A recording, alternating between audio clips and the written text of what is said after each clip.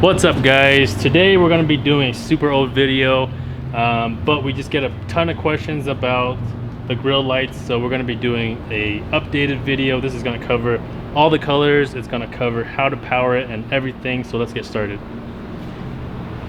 Alright, so first of all, we are going to cover the colors.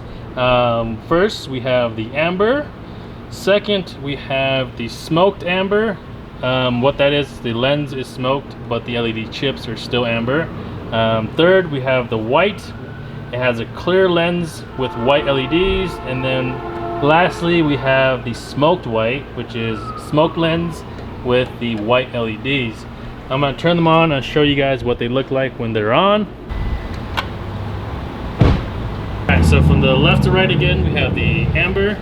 Smoked amber, which is a little bit less bright, and then we have the white and the smoked white, which is also a little bit less bright. But the reason why you would choose the smoked versus like the regular colors is because when they're not on, they're not as noticeable. So if you look right here, there is a smoked amber grill light right there, which you couldn't, or you probably didn't even see, besides these ones. So I'm going to turn them off real quick. Next, I'm going to talk about the positioning of them. So obviously the four center, I guess closer distance to each other is the most common, just because they are directly plug and play and they just clip into the grill, so that you would just slide them in and just push them in and they'll lock into place, and then they're tight so they won't fall off. The next one is gonna be the 4 wide, and I'm gonna install that for you real quick. Alright, so this is the 4 wide. Let's see, we got one right there, we skipped one, we got one, another one, skipped another one, there, skip, and there. I'm gonna turn it on and just show you guys, just because it is smoked, it's a little bit harder to see. Okay, so this is the 4 wide. This is probably my favorite way to set up the grill lights, just because it makes the whole truck look wider from a distance. But with this setup, you do have to trim the grill lights just a little bit. And what I mean by that is, let me pop one off. So on the side here, you might have to trim the side just a little bit, and on the bottom, you have to trim it just a little bit. And the reason being is that if you have like an aftermarket pro grill, depending on who you get it from, the fitment is going to be just a little bit different.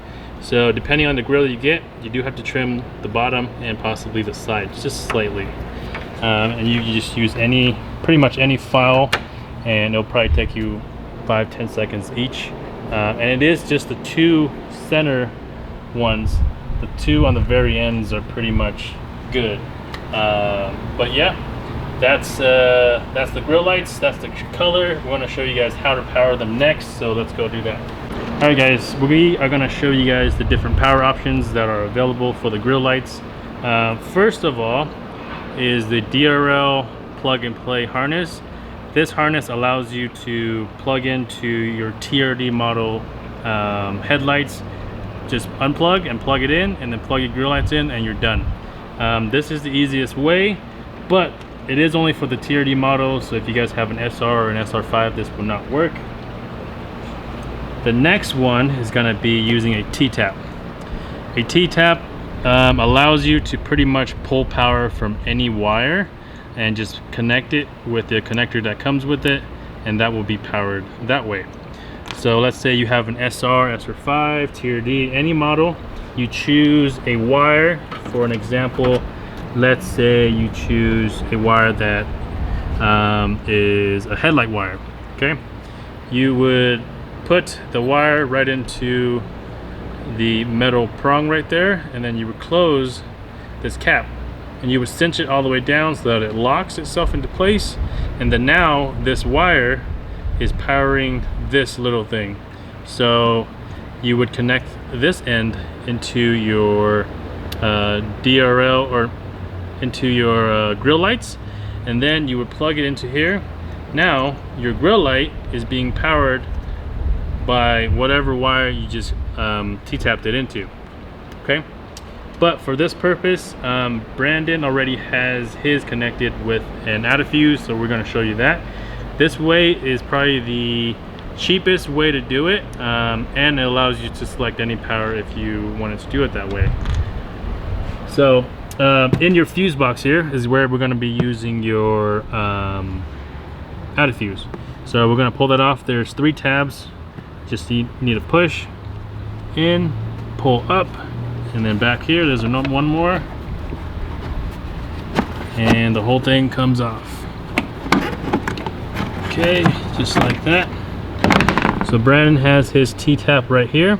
So when you receive one of these from Runnin4Tacos.com, it will come with only 1 out of fuse. So let me pull this one out and I'll show you guys exactly what I mean. Okay, so when you receive it, it'll be crimped right here, heat shrinked, and then it will have 1 out of fuse. It would be a 5 amp out of fuse on the right hand side. So that 5 amp will protect the grill lights. Okay, so if something were to happen, that fuse will pop. There is 1 empty slot on the other side, and what you need to do is, let's say you want to power your grill lights with your headlights or something that turns on with the engine. So you would pull that fuse out. I don't remember where he had this. It was like up here somewhere. So when you guys are running the out of fuse, there's gonna be 2 ways you can get it inside the fuse box without damaging the wires. And what I mean by that is, if you were to just plug it in here and just do it like that, and you would close it, the wire would get pinched on the very corner here, and you'll most likely damage or rip the wire. So you can do 2 ways.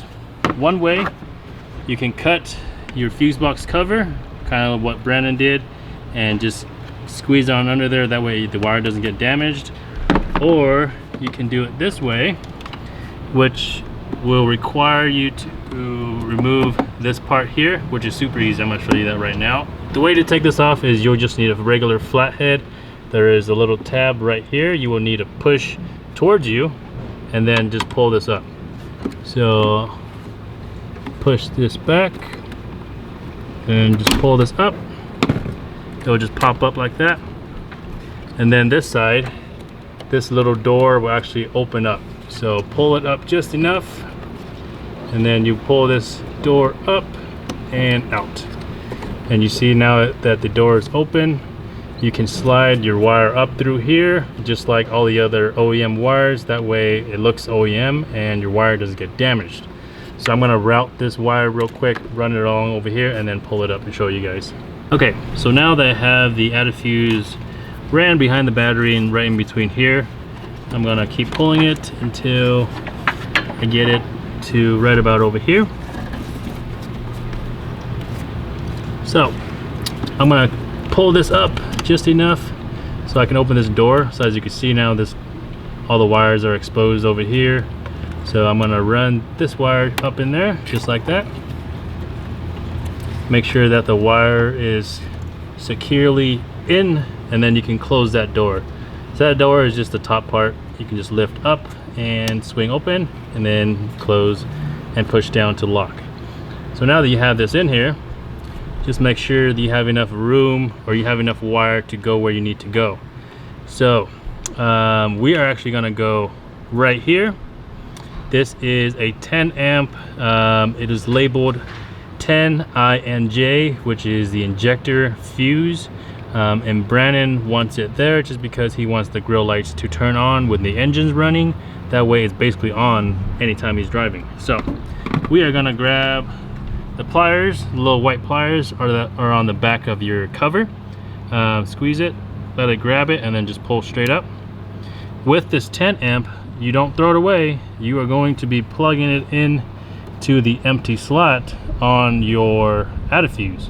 Okay, if you don't do this and try to turn your engine on, your engine will not turn on, and the reason is you don't have any injector powered right now. So make sure that both of these are complete with 2 fuses before you plug it back in. If you don't do this, once again, if you choose the INJ fuse, your engine will not turn on. And so we will just, I'm gonna get some more slack right here, and I'm gonna plug it right there. Okay, and it'll just sit in there like that. And then now I can just tuck this or clean this however I want. Like that looks good. Kind of just ran in between there. And then coming back to this little guy here, make sure that door is closed, all the wires are in, and then just push it back down. Your out of fuse wires in here, that's clean. You can close the lid without cutting any wires. And you're pretty much done for the out of fuse power option. Now just put the lid back. You won't cut any wires, so you don't have to worry about damaging any wires. And you have both the fuses in the out of fuse, so you're good to go. So we're going to test it out. We're going to turn the truck onto ignition and see if the grill lights turn on.